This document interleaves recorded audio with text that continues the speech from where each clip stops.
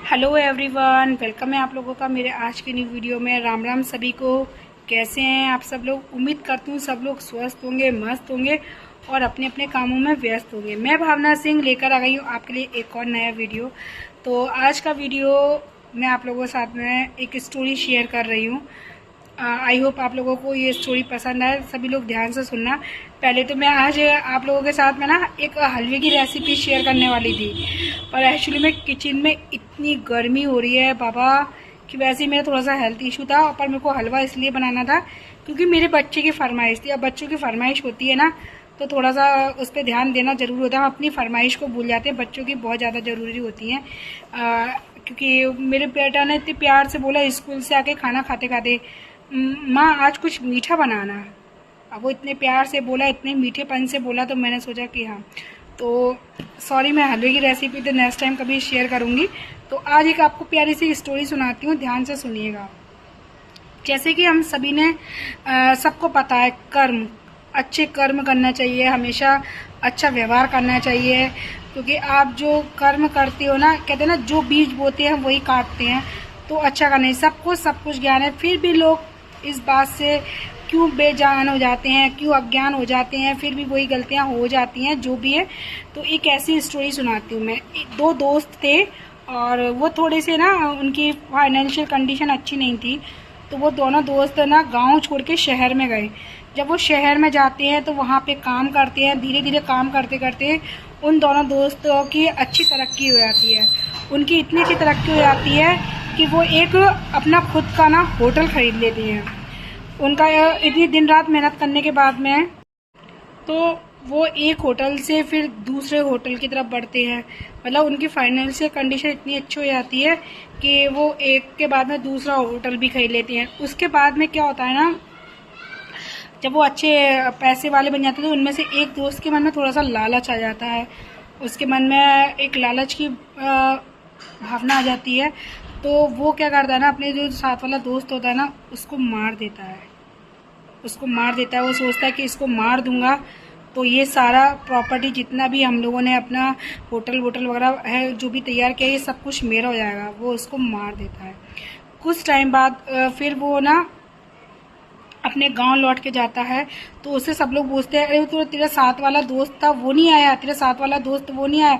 तो वो बोल देता है कि जो साथ वाला दोस्त था ना मेरा, वो काफ़ी दिनों से 5-6 महीने पहले ही वो कहीं चला गया, पता नहीं कहाँ चला गया, मुझे भी नहीं पता। ऐसे करके वो गाँव में एक झूठी स्टोरी सुना देता है, वो किसी को बताता नहीं है। कुछ टाइम बाद उसकी लड़के की उसकी शादी हो जाती है। शादी हो जाती है, उसके बाद में उसके एक बच्चा होता है। वो बच्चे होने के बाद में उसको बच्चे को कैंसर की प्रॉब्लम हो जाती है। उसकी कैंसर की प्रॉब्लम की वजह से उसको वो जगह जगह बहुत सारे डॉक्टरों के पास लेके जाता है, बहुत जगह दिखाता है। कैंसर की ऐसी बीमारी, एक ऐसी उससे मतलब बच्चों के खातिर कहते हैं ना, इंसान अपना सब कुछ दांव पे लगा देता है कि मेरे बच्चे की जान बच जाए, पर ये ठीक हो जाए। तो वो उसके इलाज में अपनी जितना भी उसने जो धन कमाया होता है, जो भी उसका बैंक बैलेंस होता है, जो भी उसकी प्रॉपर्टी होती है, सारी की सारी उसके इलाज में लग जाती है। पर वो बच्चे की कंडीशन सुधरती नहीं है। लास्ट में वो इंसान बहुत दुखी होता है और बोलता है कि भगवान मेरे इसमें कहाँ कमी रह गई, क्या मैंने ऐसे पाप किए जो मेरा बेटा आज इतना परेशान है और मेरे पे इतना पैसा वैसा होते हुए मैं अपने बच्चे को बचा नहीं पा रहा, ऐसा क्यों। तो जो लड़का होता है ना वो उससे बोलता है कि मैं तुम्हारा बेटा हूँ ही नहीं, मैं तुम्हारा वो दोस्त हूँ जिसको तुमने मारा था, और मेरा जो कर्जा था तुम पे, जो तुमने मेरा हिस्सा खाया था, मैं उसका कर्ज पटाने के लिए आया हूँ। अब मेरा वो कर्जा पट चुका है, सारा पैसा बैंक बैलेंस उसका खाली हो गया था इलाज में, और मेरा कर्जा आज खत्म हुआ और अब मैं जा रहा हूँ, इस संसार से विदा ले रहा हूँ। मैं अपना कर्जा पटाने के लिए आया था। और वो ऐसे शब्द कहते हुए वो अपना दम छोड़ देता है और वो मर जाता है। तो इससे तात्पर्य आपको समझ में क्या आया? समझ में आया आप लोगों को कि कहना क्या चाहती हूँ? मतलब जो हमारे कर्म होते हैं ना, वो ना किसी रूप में आ जाते हैं। हम सोचते ना किसी के घर में किसी की वाइफ खराब है, या किसी का पति खराब है, या किसी की बहन या बच्चे या कुछ भी, तो हमें पता नहीं होता कि हमारे 84 लाख यूनिट में कौन से कर्मों की सजा में कब क्या कौन सी मिल रही है, वो किसी न किसी रूप में आपसे बदला लेने के लिए आते हैं। तो बस ये वाली होती है। इसीलिए जो आप अभी जो जन्म है, अच्छे कर्म करते चलो, अच्छा फल काटते चलो। पहले कहते थे कि कर्मों का फल मिलता है, पर अभी जो टाइम चला है ना, अब तो इसी जन्म में मिल जाते हैं।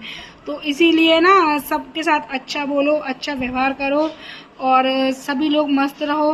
लालच वाला छोड़ो, सब यहीं के ही रह जाता है। अगर आपका साथ में कुछ जाता है तो आपका अच्छा व्यवहार, आपकी अच्छी बातें, आपका सबके प्रति अच्छा व्यवहार सोचना, यही सब साथ में जाता है। लालच सबका, धन दौलत सब यही रखी रह जाती है, कोई किसी के साथ नहीं आता। और सिर्फ कहने की बातें होती है कि उसके जाने से ज़िंदगी रुक गई है, ये वो नहीं। इंसान एक टाइम बाद लाइफ में आगे बढ़ ही जाता है। तो प्लीज़ अच्छा व्यवहार करें, अच्छे से सबके साथ रहें, है ना। लाइफ में ना जब कहते हैं ना कि सब कुछ हो जाता है, तो ना आपको घमंड कभी नहीं होना चाहिए। अपना टाइम पीरियड कभी नहीं भूलना चाहिए कि आप कहाँ से उठे हो, कहाँ से उठे हो। कई लोगों के साथ में ऐसा होता है कि उनने कुछ देखा नहीं होता और फिर एकदम से बहुत सब कुछ मिल जाता है, तो एकदम से रंग बदल जाते हैं। पर ऐसे नहीं करना चाहिए, रंग नहीं बदलना चाहिए। आपने अपनी जर्नी कैसे शुरू की थी, आपका स्ट्रगल क्या रहा था, कभी नहीं भूलना चाहिए। एक अच्छा नागरिक, एक अच्छा इंसान वही है जो समय को समझता है, हर परिस्थिति को समझता है, हर परिस्थिति में उसको एडजस्ट होना आता है ना। ऐसा नहीं है कि उसको इम्पोर्टेंट दो। और आपका बैंक बैलेंस है जो भी है भाई, वो आपके लिए है, दूसरे के लिए नहीं है। वो आपका बैंक बैलेंस आपके लिए है। तो सबको ना अपना बैंक बैलेंस या इसका किसी चीज़ का प्राउड होता है ना, तो ये घमंड छोड़ो। घमंड किसी का नहीं रहा, घमंड सब यही जगह जो है। घमंड तो रावण को भी बहुत था, सोने की लंका थी। रावण बहुत ज्ञानी थे, है ना। रावण बहुत ज्ञानी थे, पर फिर भी क्या हुआ था, एक अहंकार की वजह से पूरी लंका का सर्वनाश हो गया। तो अच्छे कर्म करते जाइए और अच्छा व्यवहार कीजिए और अपनी वाणी से प्यारा प्यारा बोलिए। हमेशा जैसे मैं बोलती हूँ, भला किसी का कर न सको तो बुरा किसी का मत करना। पुष्प नहीं बन सकते तो तुम कांटे बनकर मत चुभना।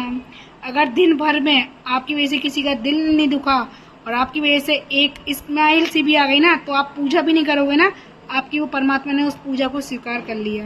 अगर आपकी वजह से किसी के एक मेंबर के फेस पे भी आपके से किसी की आप खुशी का हिस्सा बने हो, किसी की फेस की स्माइल का हिस्सा बने हो ना, तो ये अपने आप में बहुत बड़ी बात है। चलिए ठीक है, अब मिलती हूँ, इजाज़त चाहती हूँ मैं आप लोगों से, अपने मिलती हूँ नेक्स्ट ब्लॉग में। तब तक के लिए बाय बाय, राम राम, जय श्री राम। खूब ध्यान रखो अपना, सब स्वस्थ रहो, मस्त रहो, खुश रहो। ठीक है, मैं भावना सिंह मिलती हूँ आपसे नेक्स्ट ब्लॉग में। कोई गलती हो तो माफ़ कर देना। Bye bye. अच्छा चलती हूँ, दुआओं में याद रखना। ओके, राम राम।